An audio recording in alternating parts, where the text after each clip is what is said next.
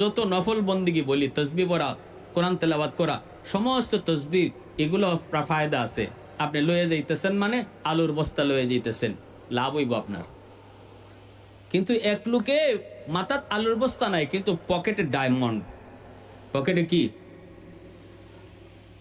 100 আলুর বস্তা বেচে সে যা লাভ পাইব, এক টুকরা ডায়মন্ড এর থেকে 1000 গুণ বেশি লাভ, ঠিক না? একটা ছোট্ট গুনাও আল্লাহর বয়ে সাইরা দেওয়া মানে পকেটে ডায়মন্ড লইয়া ঘোরা। আর 1000 রাকাত নফল পড়লেন কিন্তু গুনাহ ছাড়লেন না, এটা আপনার আলুর বস্তাটা না। কথাটা বুঝে আসছে? এজন্য আমার বাইরা বন্ধুরা একটু মনোযোগ। নেক আমল হলো 2 নম্বর শর্ত।